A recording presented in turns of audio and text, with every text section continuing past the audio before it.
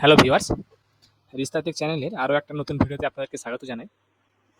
দেখুন, আমরা আমাদের চ্যানেলে আমাদের আগের ভিডিওতে নিয়ে এসেছিলাম যে এফপিএস যে ডিলারশিপ, সেই ডিলার অর্থাৎ রেশন দোকানের জন্য যে ডিলারশিপ, তার ভ্যাকেন্সি ছাড়লে সেগুলো আপনারা কীভাবে দেখবেন বা তার কী কী ক্রাইটেরিয়া আছে। তো সে সমস্ত ডিটেলসগুলো আপনাদেরকে আমরা আগের ভিডিওতে দেখিয়েছিলাম। তো আমরা যেমনটা আপনাদেরকে বলেছিলাম যে আমরা আমাদের আগামী ভিডিওতে আপনাদেরকে পুরোপুরিভাবে বিস্তারিত আলোচনা করবো যে আপনাদের কী কী ডকুমেন্টস লাগবে, আপনাদের কী কী থাকতে হবে, বা মিউনিসিপ্যাল এরিয়ার জন্য কী হতে হবে, বা যদি কোনো হিল এরিয়া হয় অর্থাৎ পাহাড়ি এরিয়া হয় তাহলে তার জন্য কীরকম ক্রাইটেরিয়া থাকতে হবে। তো সে সমস্ত বিষয়গুলো নিয়ে আমরা আজকে আলোচনা করব। তো সেম প্রসেসে আপনারা চেক করে নিতে পারবেন যে আপনাদের এরিয়ায় কোন কোন এরিয়ায় আপনাদের ভ্যাকেন্সি দেওয়া আছে সেম প্রসেসে। তো আমরা আর দেখুন, এগুলো আপনার এরিয়া অনুযায়ী বা ডেট অনুযায়ী আপনারা চেক করে নিতে পারবেন। তো আমরা অফিসিয়াল নোটিফিকেশনটা ওপেন করব। অফিসিয়াল নোটিফিকেশনটা ওপেন করার পর আপনাদেরকে প্রথমে আমরা দেখুন আপনাদেরকে যে পার্ট ওয়ান, অর্থাৎ পার্ট ওয়ানে আপনাদের কোন এরিয়ায় ভ্যাকেন্সি আছে আপনার, এবং কী মোডে অ্যাপ্লিকেশন হবে, অনলাইন মোড, এবং অ্যাপ্লিকেশন কারা কারা করতে পারবেন সে সমস্ত পার্ট ওয়ানটা আপনাদেরকে দেখিয়েছিলাম। তো এর টোটাল 5টা পার্ট আছে। তো আমরা আগামী যে 4টা পার্ট, অর্থাৎ পার্ট 2, 3, 4, 5 নিয়ে আলোচনা করব। তো দেখুন, পার্ট 2 এ সবার প্রথমে যে এলিজিবিলিটি ক্রাইটেরিয়াগুলো আছে তার মধ্যে সবার প্রথমে আছে যে আপনাদেরকে যে এরিয়া থেকে ভ্যাকেন্সি আপনাদের বেরোচ্ছে সেই এরিয়া আপনাদেরকে, যদি আপনি ইন্ডিভিজুয়াল হন অর্থাৎ আপনি একটা ব্যক্তি হন, তাহলে আপনাদেরকে সেই এরিয়ার পার্মানেন্ট বসবাসকারী হতে হবে, অর্থাৎ আপনি যেন সেই এরিয়ায় থাকেন। আর যদি আপনাদের কোনো রেজিস্টার্ড পার্টনারশিপ ফার্ম হয় তাহলে সেক্ষেত্রে আপনাদেরকে ওই জেলার মধ্যেই কিন্তু সেই পার্টনারশিপ ফার্মটা রেজিস্ট্রেশন থাকতে হবে। এবং সেমভাবে আপনাদেরকে ওই জেলাতেই যদি আপনাদের কোনো সেলফ হেল্প গ্রুপ বা সংঘ বা মহাসংঘ থাকে তাহলে সেটাও কিন্তু আপনাদেরকে সেই জেলার মধ্যেই তার রেজিস্টার্ড অ্যাড্রেস হতে হবে। এবং যদি কোনো কোঅপারেটিভ সোসাইটি হয় তারও রেজিস্টার্ড অ্যাড্রেস কিন্তু আপনাদেরকে যে জেলার ভ্যাকেন্সি সেই জেলার ভ্যাকেন্সিতেই কিন্তু আপনাদেরকে সেই জেলার আন্ডারে রেজিস্টার্ড অ্যাড্রেসটা থাকতে হবে। এটা গেল আপনাদের একটা। এরপরে আমরা আসবো, দেখুন যে 2 নম্বরে আমাদের যে আছে, the individual applicant or partners in the partnership firm must have above 21 year of age and below 45 years of age. দেখুন, যে ডেট থেকে আপনাদের অ্যাপ্লিকেশন হবে সেই ডেট থেকে যে অ্যাপ্লিক্যান্ট হবে তার ইন্ডিভিজুয়াল যদি অ্যাপ্লিক্যান্ট হয় বা যদি পার্টনার্স হয়, পার্টনারশিপ ফার্ম হয়, তাহলে সেক্ষেত্রে আপনাদের বয়স 21 থেকে 45-এর মধ্যেই কিন্তু হতে হবে আপনারা যে ডেট থেকে অ্যাপ্লিকেশন করছেন সেই ডেট থেকে। তারপরে আমরা আসছি যে partners of the registered partnership firm or members of the registered cooperative society or members of the self help group সংঘ মহাসংঘ of self help groups applying for the APS dealership must be adult Indian citizen. দেখুন, আপনাদের যে কোনোই আপনারা সে registered partnership ফার্মই হোক, বা আপনারা কোনো কোঅপারেটিভ সোসাইটির মেম্বারই হন, বা আপনারা কোনো সেলফ হেল্প গ্রুপ বা সংঘ বা মহাসংঘর মেম্বারই হন, যারাই আপনারা ডিলারশিপ অ্যাপ্লাই করবেন তারা কিন্তু ইন্ডিয়ান সিটিজেন হতে হবে, অর্থাৎ ভারতীয় হতে হবে আপনাদেরকে। এটা কিন্তু বাধ্যতামূলক। এরপরে দেখুন একটা আছে যে আপনাদেরকে কিন্তু the applicant must have basic knowledge of handling smartphone and ifs devices. অর্থাৎ আপনাদেরকে যারা অ্যাপ্লিকেশন করছেন তাদের কিন্তু যে বেসিক নলেজ, অর্থাৎ যে সাধারণ জ্ঞানটা আপনাদের থাকতে হবে মোবাইল চালানোর ব্যাপারে, এবং যে পস ডিভাইসগুলো যেগুলো হয়, ইপস ডিভাইসগুলো, ইলেকট্রনিক পস ডিভাইসগুলো, সেগুলো চালাতে আপনাদেরকে জানতে হবে। এবং সর্বশেষ দেখুন এখানে আছে 5 নম্বরে, the applicant should be physically আর mentally capable of acting as a fair price dealership. অর্থাৎ আপনাদেরকে শারীরিক এবং মানসিকভাবে তৈরি থাকতে হবে যে আপনারা একটা ডিলারশিপ নিচ্ছেন এবং তার জন্য আপনাকে যেসব কাজকর্মগুলো করতে হবে সেগুলো আপনারা করতে পারবেন। এরপরে আমরা আসবো যে কি রিকোয়ারমেন্ট আছে গোডাউনের সাইজগুলোর, যে আপনাদেরকে রেশন শপ চালাতে গেলে আপনাদেরকে কী কী রিকোয়ারমেন্ট থাকতে হবে। প্রথমে আপনাদেরকে দেখে রাখি, দেখুন পঞ্চায়েত এরিয়া বা হিল এরিয়ার জন্য প্রথমে আপনাদেরকে পরকে পর বলে আপনাকে বলবো। দেখুন, প্রথমে আমরা আসি পঞ্চায়েত এরিয়া। যদি আপনাদের পঞ্চায়েত এরিয়া হয় তাহলে সেক্ষেত্রে আপনাদের একটা মিনিমাম স্পেস লাগবে 300 স্কোয়ার ফুট, যার মধ্যে 100 স্কোয়ার ফুট জায়গাতে কিন্তু ছাদ থাকতে হবে। 100 স্কোয়ার ফুট জায়গাতে একটা কভার্ড স্পেস থাকতে হবে, তার মিনিমাম 300 স্কোয়ার ফুট জায়গা লাগবে। এবং যদি আপনাদের গোডাউন বা কম্পার্টমেন্টগুলো কিন্তু আপনাদের 3টা যেন আলাদা আলাদা রুমের বেশি না হয়, 3টা রুমের বেশি হলে কিন্তু আপনাদের হবে না। এবং যদি আপনাদের গোডাউন এবং পুরো এরিয়াটা যদি একটাই হয়, সিঙ্গেল কম্পার্টমেন্ট হয়, তাহলে সেক্ষেত্রে আপনাদের কিন্তু এরিয়াটা 400 স্কোয়ার ফুট হতে হবে। তারপরে আমরা আসি, the godown must be a well ventilated pucca structure having a roof made of concrete slab বা ব্রিক স্ল্যাব অথবা asbestos sheet having bituminous coating of cemented floor. দেখুন, আপনাদেরকে যে আপনাদের স্ট্রাকচারটা হবে সেটা কিন্তু পাক্কা স্ট্রাকচার হতে হবে, অর্থাৎ পাকার বাড়ি হতে হবে, এবং তার ছাদটা কিন্তু কংক্রিটের ছাদ হতে হবে, বা আপনাদের যদি অ্যাসবেস্টার বা টিনের ছাদ হলেও হবে, কিন্তু সেক্ষেত্রে আপনাদেরকে কিন্তু বিটুমিন দেওয়া থাকতে হবে যদি আপনার টিনের বা অ্যাডমিস্টারের ছাদ দেওয়া হয়। আর আপনাদের যে গোডাউনটা হবে সেই গোডাউনটা যেন ভেন্টিলেটেড, অর্থাৎ তাতে যেন বাতাস বা আপনাদের যেন ভালোভাবে বাতাস প্রবেশ করতে পারে, বা আপনাদের আলো যেমন আপনাদের গোডাউনে আসতে পারে সেরকম একটা আপনাদের জানলা বা সেরকম খোলা থাকতে হবে। তারপরে আমরা আসছি, দেখুন মিনিমাম হাইট হতে হবে 2.43 মিটার, অর্থাৎ 8 ফিট মিনিমাম হাইট হতে হবে গোডাউনে। এবং তারপরে দেখুন আমরা আসি, the plinth level should be 0.30 metre বা 1 ফুট ফ্রম রোড লেভেল। দেখুন রোড লেভেল বা গ্রাউন্ড লেভেল থেকে আপনাদের যে প্লিন্থ লেভেল, যে আপনাদের গোডাউনের লেভেলটা হবে, সেটা যেন মিনিমাম 1 ফুট উঁচুতে হয় রোড লেভেল বা গ্রাউন্ড লেভেল থেকে। তারপরে দেখুন এই বারান্দা with shed to accommodate at least 5 people who may wait in the queue is desirable. একটা এমন জায়গা থাকতে হবে যেখানে আপনাদের কমসে কম যেন 5জন ব্যক্তি, যারা আপনাদের রেশন আনতে আসবে, তারা যেন দাঁড়িয়ে থাকতে পারে লাইনে, মিনিমাম যেন 5জন ব্যক্তি সেখানে দাঁড়িয়ে থাকা যায়। এরপর আমরা আসবো যে হিল এরিয়া অর্থাৎ পাহাড়ি এরিয়া, দার্জিলিং বা কালিম্পং ডিস্ট্রিক্টের বা মিউনিসিপ্যালিটিস বা মিউনিসিপ্যাল কর্পোরেশন এরিয়া হলে কী কী হতে হবে। দেখুন মিউনিসিপ্যাল কর্পোরেশন এরিয়াও কিন্তু প্রায় সেম, আপনাদের পাক্কা স্ট্রাকচার থাকতে হবে, বা আপনাদের দেখুন এখানে বলা আছে the size of the godown should be minimum 150 square feet, অর্থাৎ আপনাদের গোডাউনের সাইজটা মিনিমাম 150 স্কোয়ার ফুট হতে হবে, with a covered space of 50 square foot, যার মধ্যে 50 স্কোয়ার ফুট যেন আপনাদের মিনিমাম কভার অর্থাৎ ঢাকা দেওয়া অর্থাৎ ছাদবালা আপনাদের জায়গা হয়। 150 স্কোয়ার ফিটের মধ্যে মিনিমাম 50 স্কোয়ার ফিট ছাদবালা জায়গা, এবং যদি আপনাদের গোডাউন যদি সিঙ্গেল কম্পার্টমেন্টের মধ্যে হয় তাহলে সেটা কিন্তু আপনাদের 200 স্কোয়ার ফিটের মধ্যে হতে হবে। আর গোডাউনের হাইটটা আপনাদের 8 ফিট হতে হবে, এবং সেম আগের অনুযায়ী পঞ্চায়েত এরিয়া অনুযায়ী আপনাদের গোডাউনটা ভেন্টিলেটেড পাক্কা স্ট্রাকচার হতে হবে। তার সঙ্গে সঙ্গে আপনাদেরকে পাকা ওয়াল থাকতে হবে, যদি আপনাদের টাইলস বা প্লেন সিমেন্টের আপনাদের ফ্লোরিং থাকতে হবে, এবং রুফ অর্থাৎ আপনাদের মেঝে কংক্রিট বা স্ল্যাব দিয়ে আপনাদের করা থাকতে হবে। হ্যাঁ, এই আপনাদের যে ছাদটা আছে সেই ছাদটা যদি আপনাদের অ্যাজবেস্টার বা টিন দেওয়া হয়, আপনার সরি এখানে রুফ মেঝে বলে দিলাম, রুফ অর্থাৎ আপনাদের যে ছাদটা সেটা যদি আপনাদের অ্যাজবেস্টার সিট দিয়ে বা টিন দিয়ে কভার করা হয়ে থাকে, তাহলে সেগুলো কিন্তু আপনাদের বিটুমিনের কোট করা থাকতে হবে, বিটুমিন দেওয়া থাকতে হবে, নাহলে কিন্তু সেটা আপনাদের হবে না। এরপরে আবার সেম দেখুন প্লিন্থ লেভেলটা আপনাদের 1 ফুট হতে হবে রোড লেভেল বা গ্রাউন্ড লেভেল থেকে। আর আপনাদের একটা বারান্দা ছাদ, যেখানে পাঁচজন ব্যক্তি দাঁড়িয়ে থাকতে পারে মাল নেওয়ার জন্য, আপনার দাঁড়িয়ে থাকতে পারে, এরকমটা থাকতে হবে। তো সেম প্রসেসে মিউনিসিপ্যাল কর্পোরেশনের জন্য সেম প্রসেস, আপনার 150 স্কোয়ার ফিট 200 স্কোয়ার ফিট এগুলো আছে। এরপরে আমরা আসবো দেখুন যে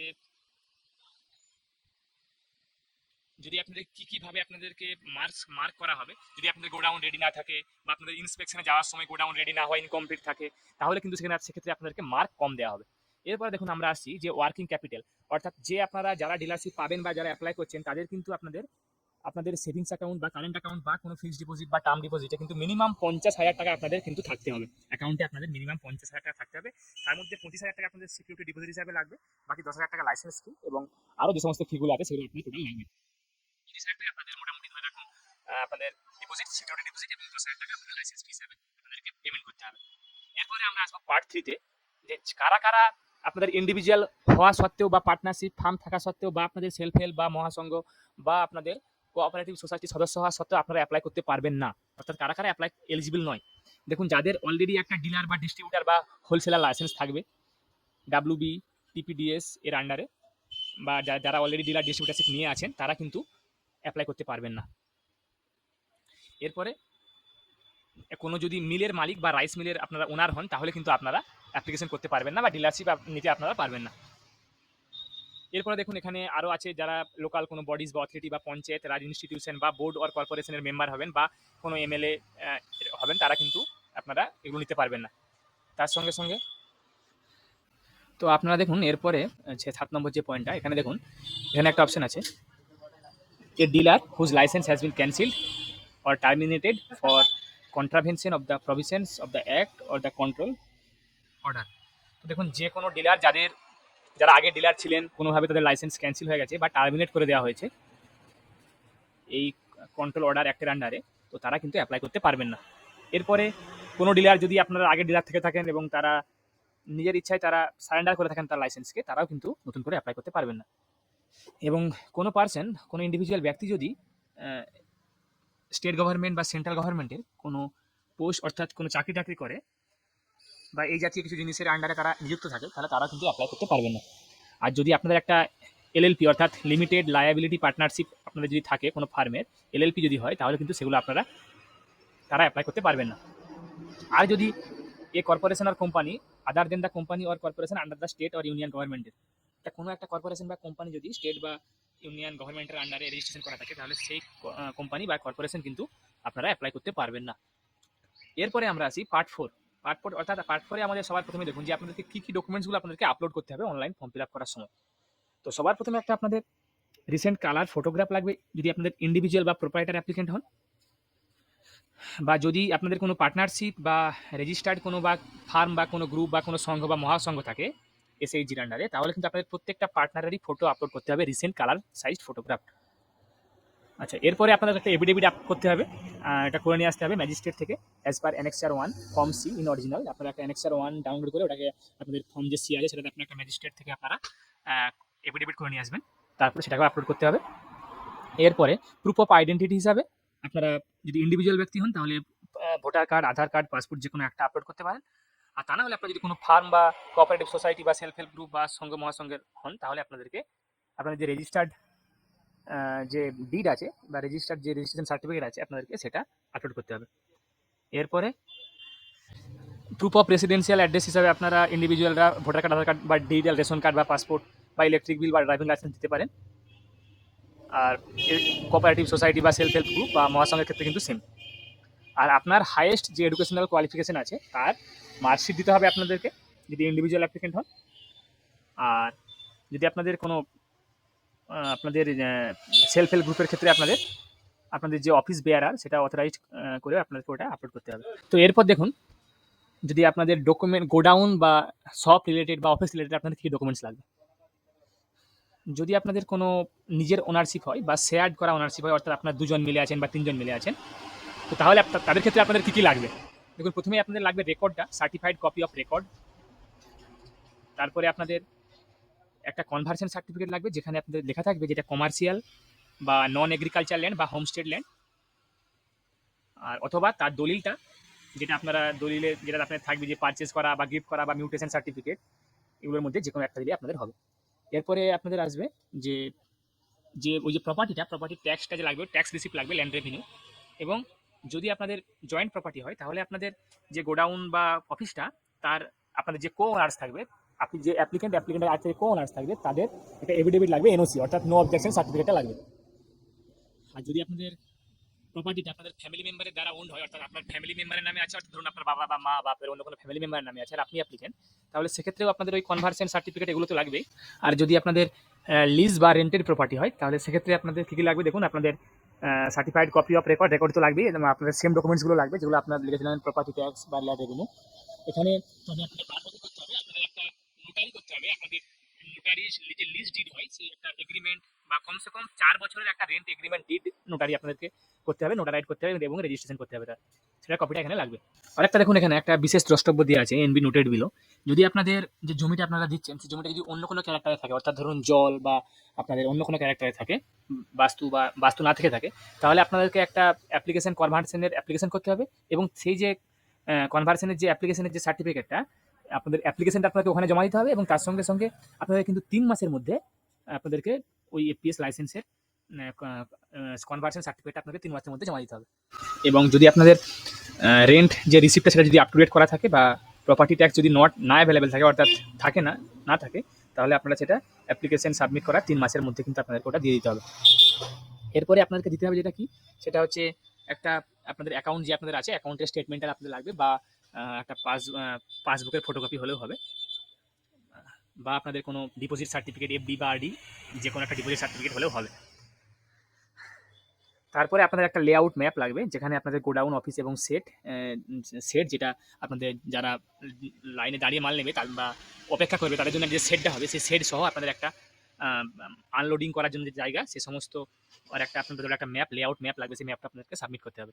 এরপরে আপনাদের যদি ইন্ডিভিজুয়াল ছাড়া যদি কোনো ফার্ম বা কোনো এসএইচজি গ্রুপ বা মহাসংঘ বা সংঘ হয় তাহলে আপনি তাদেরকে এক্সট্রা এই জিনিসগুলো আপলোড করতে হবে। সেগুলো হচ্ছে একটা রেজিস্ট্রেশন সার্টিফিকেট লাগবে আপনাদের ফার্ম বা আপনাদের এসএইচজি রেজিস্ট্রেশন সার্টিফিকেট লাগবে। তারপরে আপনাদের রিজলিউশন অফ ডিরেক্টরস বা গভর্নিং বডি থেকে একটা আপনাদের ডিলারশিপের পাওয়ার অফ অ্যাটর্নি যে আপনাদের ফাইলটা হয় সেটা লাগবে অফিস বেয়ারের আন্ডারে। এবং তার সঙ্গে সঙ্গে আপনাদের কী লাগবে, একটা মেডিকেল ফিটনেস লাগবে, যেটা আপনারা মেডিকেল ফিটনেস সার্টিফিকেট একটা যে কোনো গভর্নমেন্ট হসপিটাল বা কোনো একটা এমবিবিএস ডক্টরেটের কাছ থেকে আপনারা একটা মেডিকেল ফিটনেস সার্টিফিকেট করে নিতে পারবেন। তারপরে আপনাদের ডেট অফ বার্থের প্রুফ হিসাবে আপনাদের ভোটার বা আধার কার্ড বা পাসপোর্ট আপনারা দিতে পারেন, আর বা মাধ্যমিকের আপনারা অ্যাডমিট কার্ডও দিতে পারেন ডেট অফ বার্থের প্রুফ হিসাবে। আর আপনাদের প্যান কার্ডের ফটোকপি লাগবে। আর যদি আপনাদের পার্টনারশিপ ফার্ম বা রেজিস্টার্ড কোঅপারেটিভ হয় তাহলে আপনাদের ওই ফার্মের আপনার বা সোসাইটি বা এসএইচজির আপনাদের প্যান কার্ডটা লাগবে। এবং তার সঙ্গে সঙ্গে লাস্ট 3 ইয়ার্সের ইনকাম ট্যাক্স লাগবে যদি অ্যাপ্লিকেবল হয়, যদি প্রয়োজন হয়। হ্যাঁ, আর যদি আপনাদের প্রয়োজন হয় তাহলে লাস্ট 3 ইয়ার্সের অডিট রিপোর্টও লাগবে যদি প্রয়োজন হয়, যদি আপনাদের উপরে অ্যাপ্লিকেবল হয় ওটা। এরপরে দেখুন আদার্স কিছু টার্মস অ্যান্ড কন্ডিশন আছে যে কিছু, সেগুলো আপনারা একটু দেখে নেবেন এখানে। এটা হচ্ছে আপনাদের পুরোপুরি মেন বিষয় যে আপনাদের কী কী থাকলে আপনারা কী কী করতে পারবেন বা কারা কারা করতে পারবেন না, বা কী কী ডকুমেন্টস লাগবে সব আপনাদেরকে বুঝিয়ে বললাম।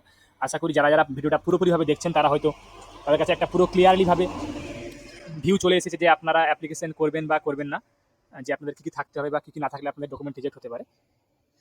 আশা করি আপনাদেরকে ভিডিওটা ভালো লেগেছে। যারা যারা আপনারা এখন অ্যাপ্লিকেশন করতে চান তারা অ্যাপ্লিকেশন করতে পারেন, এবং যারা যারা আগামী দিনে হয়তো যাদের এখনো কোনো আপনাদের এলাকায় ভ্যাকেন্সি আসেনি তারা পোর্টালের দিকে নজর রাখুন। তাদের পোর্টালে আপনারা সেম প্রসেসেস এখান থেকে কিন্তু আপনারা চেক করে নিতে পারবেন যে আপনাদের এরিয়াতে কবে কি ভ্যাকেন্সি আসছে। তো যারা যারা আমাদের চ্যানেলটা এখনো সাবস্ক্রাইব করেনি তারা চ্যানেলটা সাবস্ক্রাইব করুন, এবং এরকম আরও নিত্য নতুন ভিডিও পেতে আমাদের যে সাবস্ক্রাইব করার সঙ্গে সঙ্গে যে বেল বাটনটা, সেই বেল বাটনটাও প্রেস করুন, যাতে করে আমরা যখনই নতুন কোনো ভিডিও আপলোড করব তার নোটিফিকেশন আপনার কাছে সবার আগে পৌঁছে যায়। আপনারা তার সঙ্গে সঙ্গে ভিডিওটাকে লাইক করুন, কমেন্ট করুন, শেয়ার করুন। আমি আপনাদের কাছে আবারও কোনো নতুন টপিক, নতুন কন্টেন্ট বা নতুন ভিডিও নিয়ে হাজির হব। ধন্যবাদ।